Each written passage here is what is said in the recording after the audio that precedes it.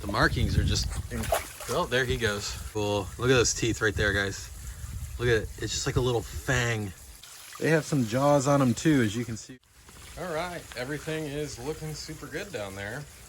It's officially time to load this thing up with some fish, guys. Now, me along with several others on this platform and off the platform, I think we're battling this November, December sickness like none other. Man, this thing had me taken out, guys. But today, we are taking another step forward and getting the fish room ready to go, which there's a lot of fish room stuff been happening. If you look behind me, everything that used to be on that wall, all those shelves are gone. We're building a pallet half wall here to kind of separate the fish room a little bit. For everybody who follows on Instagram, you know we got these two brand new 40 breeders with these mussel racks. This pond is going to be coming out with that rack, along with, there's another rack. They're going to be here side by side, 6 feet long worth of 40 breeders right there. That's going to be pretty cool. But in order to make that happen, we got to move fish into the pond that's right there. The door's open, it's hard to see, but there's that little albino Oscar, the silver arowana. Everybody is doing super good. All right, guys, so since we're moving fish from in here in the soon-to-be fish room that is heated to an outdoor pond, if you guys are unfamiliar, Florida, we've had a cold front coming in, so it's a little bit colder than normal. Not really cold at all, but water temperatures are definitely different, so we're going to need a pretty extensive acclimation. So I have my big brute can here that I use for water changes and whatnot, and what we're going to do is just simply scoop some of their pond water out, get enough of it in here so that we're not shocking anything. All right, so we got enough water in here now. I need to get these fish out. There's one already. Look at that. Look at that pattern. Oh, so we're putting 2 different species of fish into this pond outside, guys. This, if you don't know what that fish is, that is a jaguar cichlid. We actually wild caught that thing just south of me, about 4 hours down in Boca Raton, Florida. We don't have them up here, but they are invasive down in the southern parts of, or the more southern parts of Florida. Here is another jaguar cichlid. Fins are beat up on him. They fight constantly. They're an aggressive cichlid, that's for sure. So there's them 2 down in there, and there is one more fish that needs to come out. I can't seem to see where he is. Is he right here? Yeah, he is right here. And boom. There we go. So let's wheel these guys out. Oh God, am I gonna be able to fit them through here? I'll just pick the bucket up, I guess.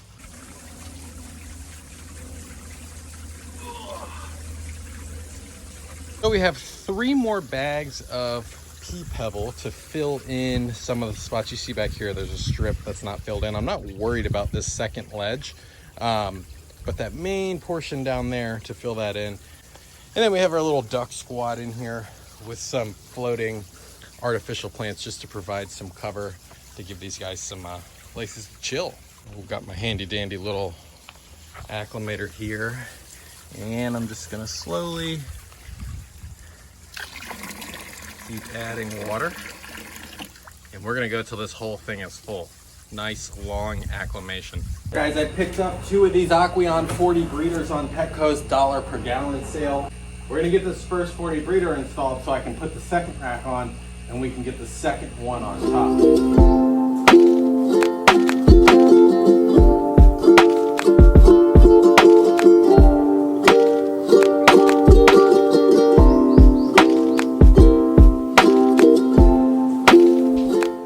So that's a heck of a tight squeeze right there, guys. I'm sure you saw, obviously, it would be ideal to do this with 2 people, especially getting that deep one down in there. But I mean, it is wild how these stands are like, literally, it's like it was almost made for this aquarium. It's insane. So We got the first one in.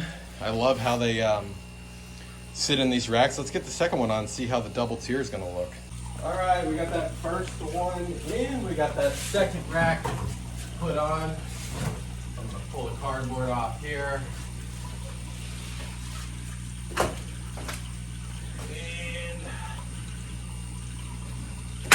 get a lift on. That scared me.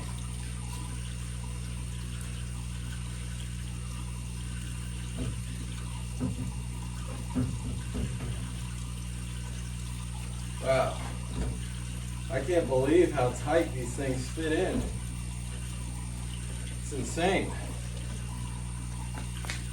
So there it is, guys, right there. Check that out. That looks pretty good, man. Pretty clean. I like that rack for sure. As you can see, I mean, you can configure this thing really any way you want to.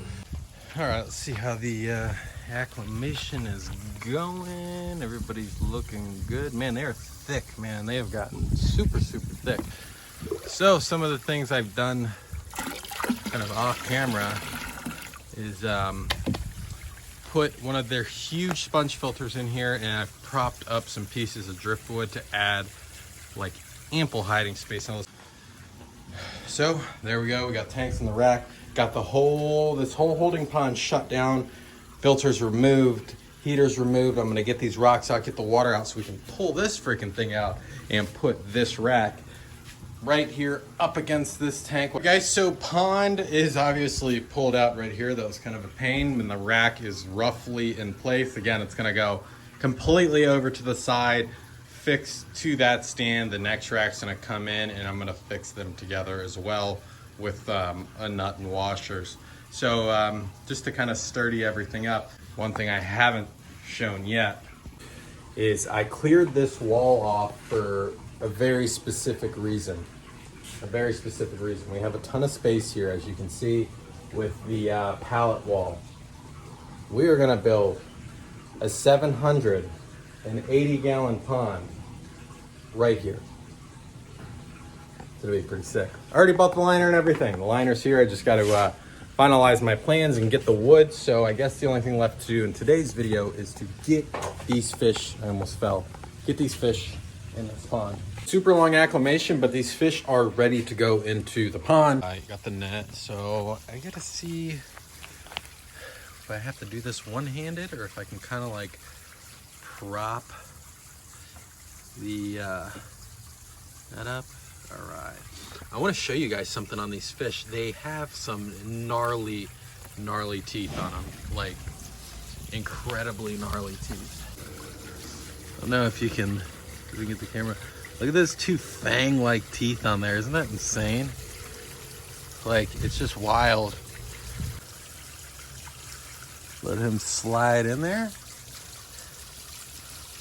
Look at him. He's like, whoa. Whoa, where did you just put me? I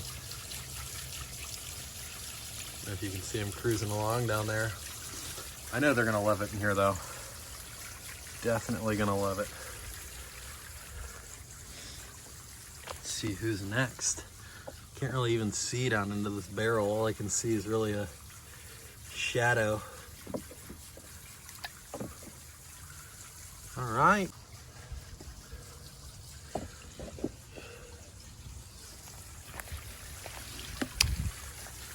So next in we have a Jack Dempsey. As you can see here,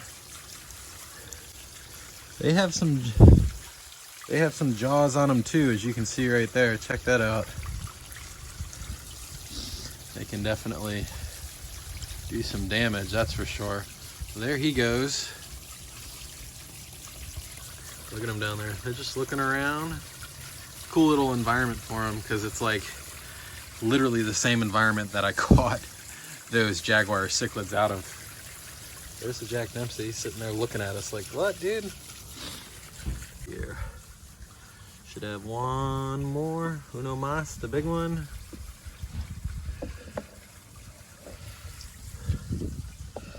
Oh yeah.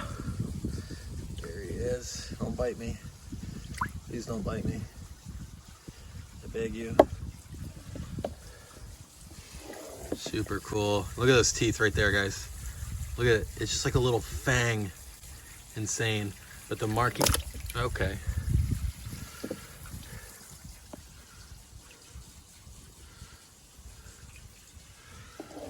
The markings are just, well, there he goes. He said he didn't want to be on the camera today.